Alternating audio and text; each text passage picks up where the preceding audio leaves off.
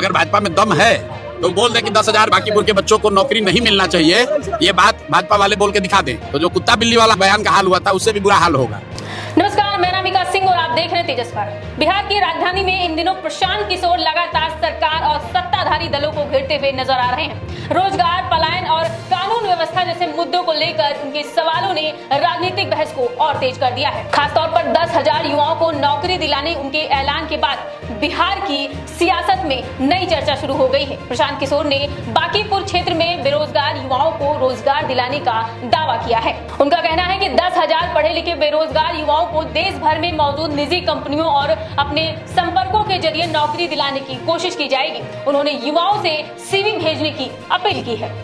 यहाँ ध्यान देने वाली बात यह है कि प्रशांत किशोर ने 10,000 सरकारी नौकरियों का वादा नहीं किया है। उन्होंने निजी क्षेत्र में रोजगार उपलब्ध कराने की बात कही है। उनका तर्क है कि बिहार में पर्याप्त फैक्ट्रियां और कंपनियां नहीं हैं। ऐसे में जहां रोजगार के अवसर उपलब्ध हैं, वहां युवाओं को पहुंचाना भी एक व्यावहारिक रास्ता है। इसी मुद्दे को लेकर प्रशांत किशोर ने सरकार पर भी सवाल उठाए हैं। उनका कहना है कि अगर बिहार में उद्योग और पर्याप्त रोजगार के अवसर होते तो युवाओं को बाहर जाने की नौबत ही नहीं आती।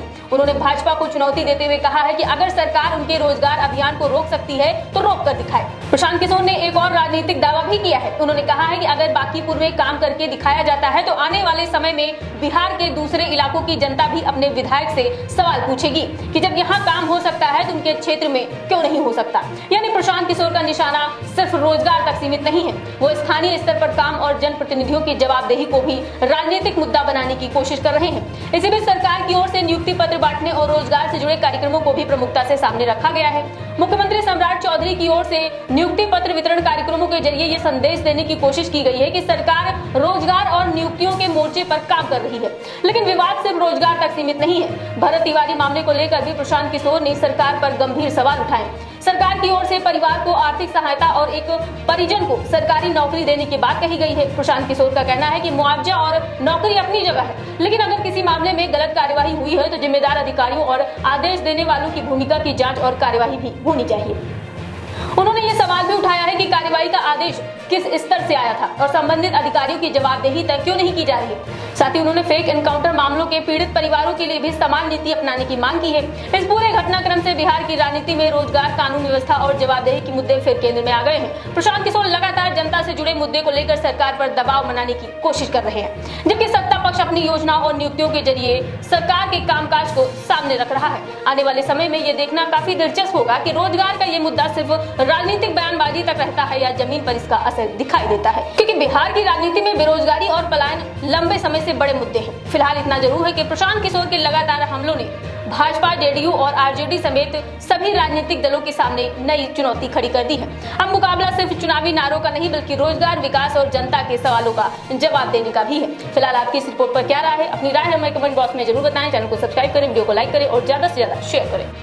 खासकर गरीब परिवार के बच्चे या तो बढ़िया सरकारी स्कूल में पढ़ेगा और सरकारी स्कूल नहीं सुधरेगा तो आप अपना बच्चा का नाम प्राइवेट में लिखवाइएगा, हमारा ऑफिस लिखवाएगा, उसका खर्चा का चिंता आपको नहीं करना है। एक काम और कीजिए, लोग को लग रहा है, हमको कुछ लोग गाली भी दे रहा है कि जीत के कहां घूम रहे 5-7 दिन से। हम कहीं घूम नहीं रहे हैं, आपका ही काम कर रहे हैं और वही आज घोषणा करने आए हैं। आपका बाल बच्चा अगर पढ़ लिख गया है, बेरोजगार घूम रहा है, उसका बायोडाटा सीबी ला के हमारे ऑफिस में दीजिए। कम से कम 10,000 बच्चों को यहां से नौकरी लगवाने का व्यवस्था तुरंत करेंगे। आपके बच्चे अगर पढ़ लिख कर बेरोजगार बैठे हैं तो बढ़िया बायोडाटा जो उसने पढ़ाई लिखाई किया है वो बायोडाटा लाकर मेरे ऑफिस में भेजवाइए और हम कोशिश करेंगे जो हमारे संपर्क के बड़े बड़े लोग हैं कि अपने सरकारी नौकरी नहीं मिलेगा लेकिन प्राइवेट नौकरी उसको बढ़िया मिल जाए जीने खाने का, इसका उपाय आपको बताकर जा रहे हैं। बायोडाटा सीबी बनाकर आपके बाल बच्चे अगर बेरोजगार बैठे हैं पढ़ लिख कर तो हमारे कार्यालय में भेजवाइए।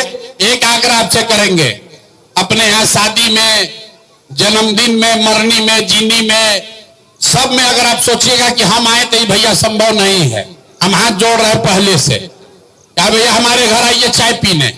हम आपके यहाँ चाय पीने आए चाहे ना आए लेकिन आपके बच्चों के पढ़ाई या रोजगार का चिंता जरूर करेंगे। लेकिन अगर सब समय खाली आपका गांव घर में घूम के चाय पिएंगे तो काम कब करेंगे? इसलिए पहला काम जो हमने वादा नहीं किया था लेकिन करने जा रहे हैं, कि बांकीपुर से पढ़े लिखे बच्चे अगर चाहें तो हमारे यहाँ नौकरी के लिए अप्लाई कीजिए। देश भर में जितना मेरा जान पहचान का आदमी है, कहीं ना कहीं फैक्ट्री में आपके बच्चों को नौकरी, फैक्ट्री में, ऑफिस में आपके बच्चों को नौकरी जरूर करवा देंगे। कोशिश करेंगे कि कम से कम 10,000 परिवार के बच्चों को अगले साल 2 साल में बांकीपुर से नौकरी मिल जाए। नौकरी, पढ़ाई, 1100 रुपया पेंशन और अनाज, ये निश्चित तौर पर 4 चीज हो जाएगा। बाकी चीज जो आप लिखवाए हैं, इसके लिए हमको सरकार के साथ मिलकर काम शुरू करने दीजिए कि आपको पानी का समस्या कैसे दूर होगा या कूड़ा कचरा कैसे हटेगा, इस पर हमको आप टाइम दीजिए ताकि सरकार के साथ मिलकर हम काम शुरू करें।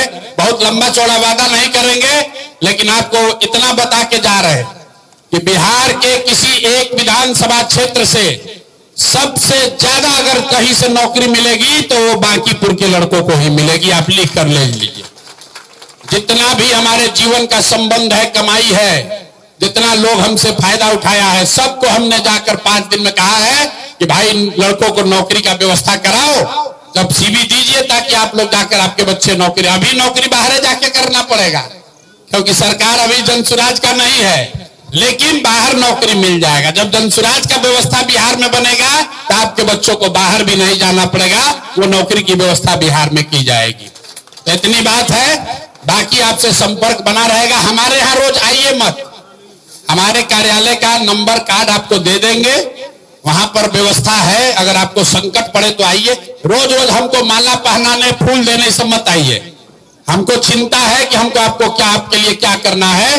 रोज रोज अपना समय पैसा बर्बाद करके हमारे पास मत आइए। वार्ड के लेवल पर, वार्ड के स्तर पर जो साथी हमारे जनसुराज से जुड़े हुए हैं, इनका एक सलाहकार समिति बना देंगे। यही लोग, अगर आपको कोई व्यक्तिगत परेशानी हो जाए, कोई पुलिस वाला परेशान कर रहा है, कोई गलती कर दिया, कोई मारपीट हो गया, उस तरह की कोई घटना होगी तो जो स्थानीय स्तर पर जनसुराज के नेता हैं वार्ड में, उनकी एक कमेटी बनाकर यहाँ जारी कर देंगे। कोशिश करेंगे कार्यालय भी रहे ताकि आपको हमारे यहाँ रोज रोज ना आना पड़े, वार्ड के स्तर पर ही आपका काम हो जाए। आप सब लोग आए हैं, आपको धन्यवाद करने के लिए मिल रहे। आपने वोट दिया है, उससे ज्यादा आपने विश्वास किया है, आपने आशीर्वाद दिया है। पूरे देश में प्रशांत किशोर से और आपसे दोनों से ज्यादा बांकीपुर का चर्चा हो रहा है। लोग कह रहा है भैया बांकीपुर का लोग क्रांति ला दिया देश में। तो आपने अपना काम कर दिया, अब हमको अपना काम करने दीजिए। साल भर के अंदर आपको, 3 महीना के अंदर आपको परिवर्तन दिखेगा। साल भर के अंदर आपके बच्चों के लिए पढ़ाई, रोजगार बांकीपुर में होने लगेगा। निश्चित तौर पर 100% नहीं होगा, लेकिन बहुत सारे लोगों को, हजारों परिवार को यह मदद मिलेगी। अब आपने अपना काम कर दिया है, अब आप 4 साल बैठिए, हमको काम करने दीजिए। आपके और आपके बच्चों के जीवन में फर्क आपको दिखेगा। बहुत बहुत धन्यवाद। अगर भाजपा में दम है तो बोल दे कि 10,000 बांकीपुर के बच्चों को नौकरी नहीं मिलना चाहिए, ये बात भाजपा वाले बोल के दिखा दें तो जो कुत्ता बिल्ली वाला बयान का हाल हुआ था उससे भी बुरा हाल होगा। भाई, जब बिहार में नौकरी, फैक्ट्री, ऑफिस है ही नहीं तो बिहार में रोजगार मिलेगा कैसे? बिहार में फैक्ट्री हो, ऑफिस हो, नौकरी हो, इसकी जिम्मेवारी बिहार के लोगों ने भाजपा को, एनडीए को दी है। हमारी जिम्मेवारी बांकीपुर की है। बांकीपुर में 50,000 परिवार यहाँ करीब रहते हैं, उसमें से 10,000 परिवार के बच्चे जो पढ़ लिख के बेरोजगार बैठे हैं, उनके प्रतिनिधि होने के नाते उनकी नौकरी की जिम्मेवारी हमारी है। मैं आपको सीधे कैमरे पर रिपीट कर रहा हूँ, दम अगर है तो बोल दे कि भाई नौकरी लोगों को नहीं दी जानी चाहिए। अगर वो बोल दे तो उनको पता चल जाएगा कि जनता क्या चाहती है।